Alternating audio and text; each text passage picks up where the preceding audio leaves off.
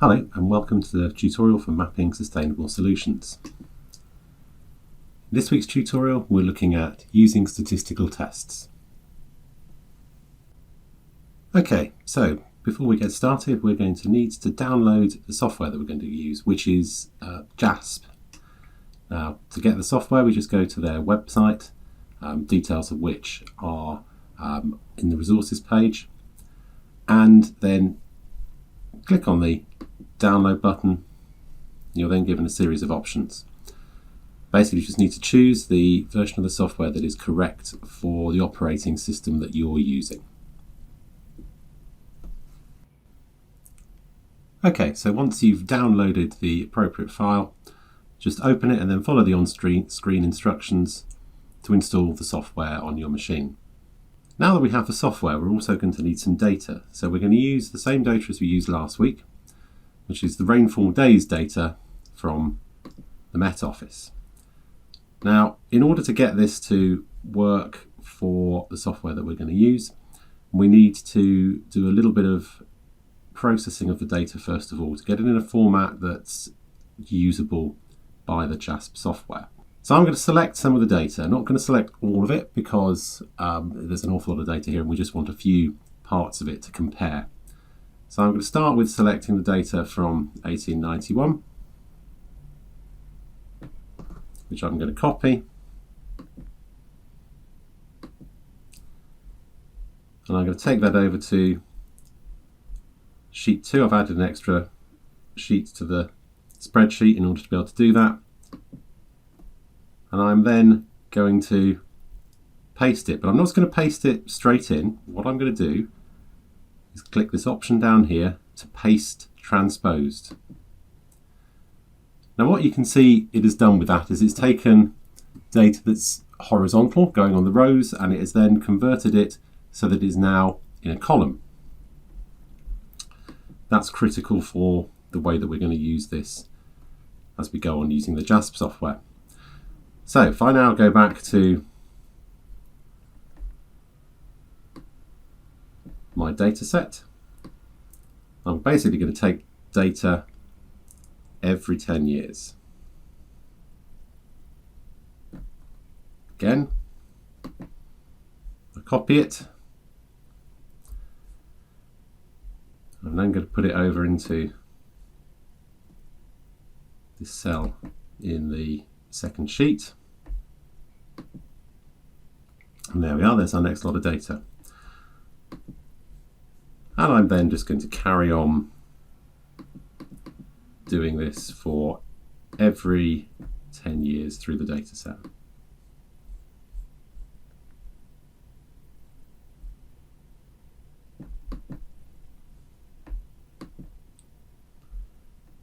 Here's the third one just going in.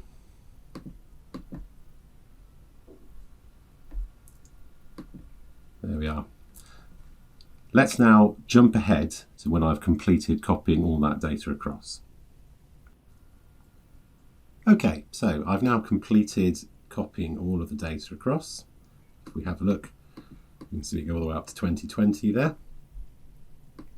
Now what I'm going to do is I'm going to copy that data out into a new spreadsheet. So there we go, copy to new spreadsheet, which I'm now going to open. And there we go. There is our data now in its own spreadsheet, all ready to go. I'm just going to give it a title.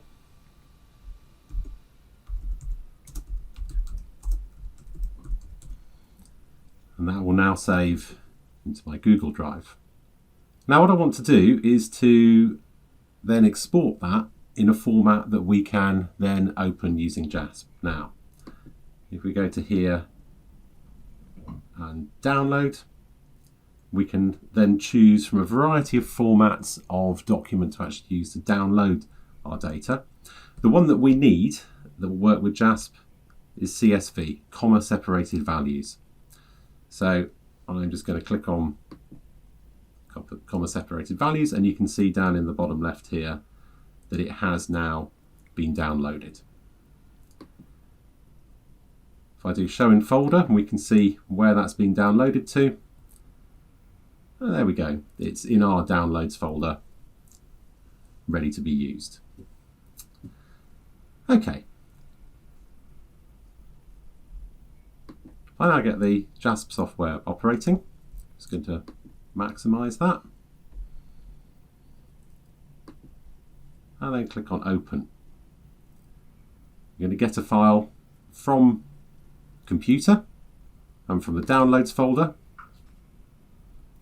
And there's our file that we've just downloaded. So I'm now going to click on Rain Days Edited. And there we are. Our data is now available within JASP for us to analyse. Now you can see along the top of the screen we have a whole series of tabs that allow us to produce analyses of our data, all sorts of different types of them. The first one we have are descriptives. Now we've already looked at descriptive statistics, and you can see on the right hand side where it's coming up with the results, there's no numbers there yet because I haven't actually selected any data. It will give us things like the mean and the standard deviation, the minimum and the maximum. We can also ask it to produce a few other bits and pieces. If we go down here to statistics, so there we are. We have things like median, mode, sum that we can put in there, skewness that we've already looked at, and a variety of other factors too that we haven't considered so far. We can also, to get it to produce things like scatter plots, correlation plots, all sorts of other bits and pieces from there too. What we might want, let's have the median, the mode and the sum. And what about skewness as well? Let's just take one of the years. Let's have 1970. Push that across there to variables. And there we are. It'll now tell us that we have 12 valid data points, no missing data points, mean of 11.875, median 11.5, mode 5.2, standard deviation is 4.158, and skewness 0.172. Minimum value 5.2, maximum value 18.6.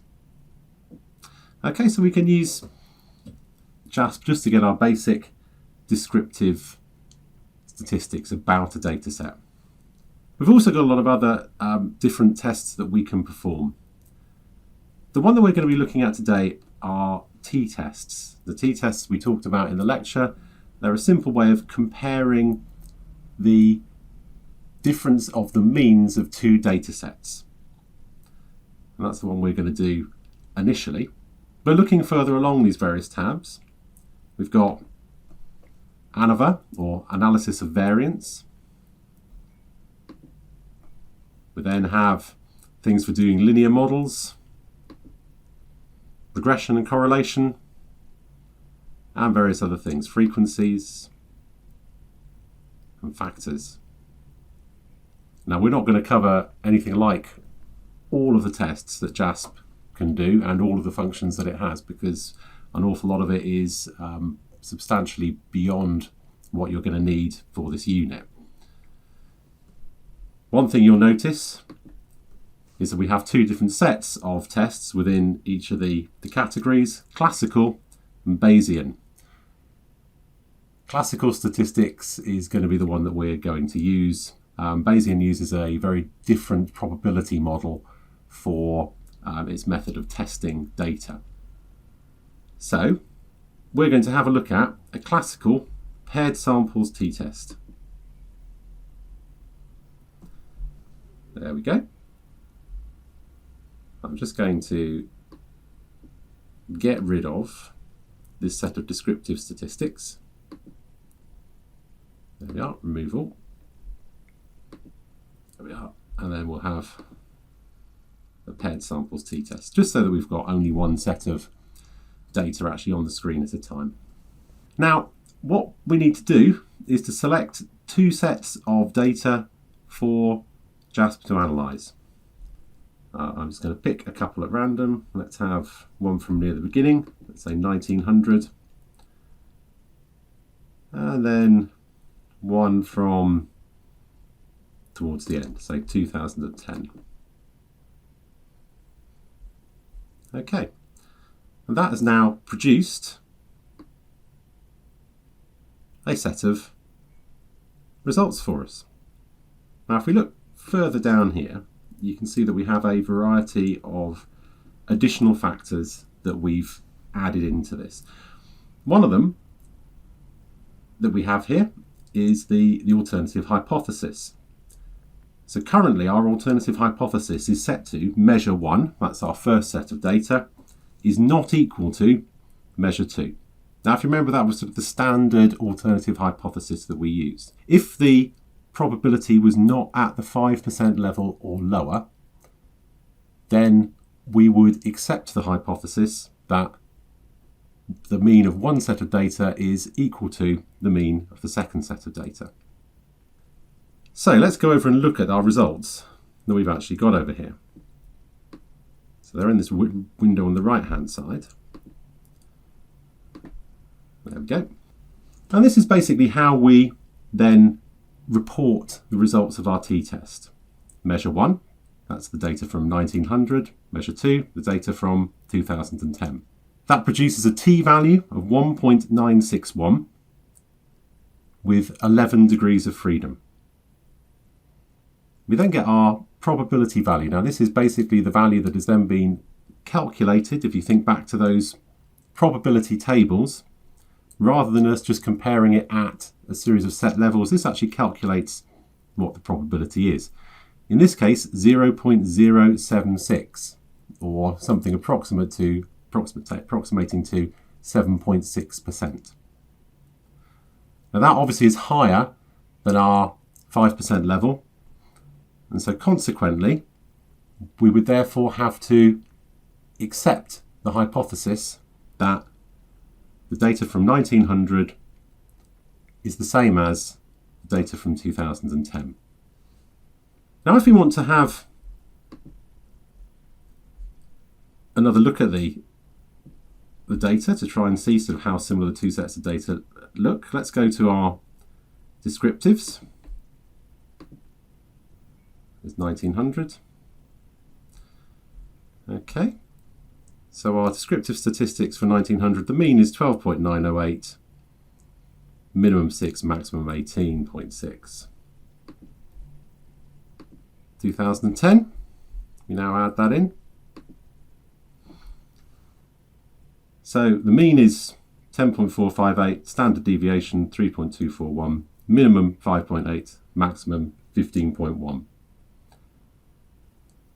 So while there are some minor differences between them, statistically speaking, there is no significant difference between those two sets of data. Okay, let me just put that one back to there, and that one back to there. So, now that we actually have our results, I'm just going to move the screen across so that we can see them. There we go, there's our paired samples t-test, and then some descriptive statistics. What we then want to do is to be able to export the results so that we can use them in reports or anything else that we need. So I'm going to click on Export Results. And we then have a couple of options of ways to save it. You can save it as an HTML, but PDF, portable document format, is a lot more usable with many other applications. Okay, choose where you want to save it. In this case, I'm just going to put it in my Downloads folder and click on Save. The software will now export the data and convert it into a PDF format ready for you to use. Oh, there it goes. If we look in a Downloads folder, there we go, there's the PDF file itself. If I open that up,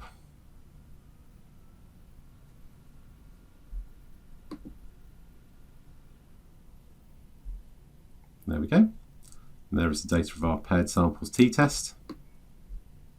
And there are our descriptive statistics.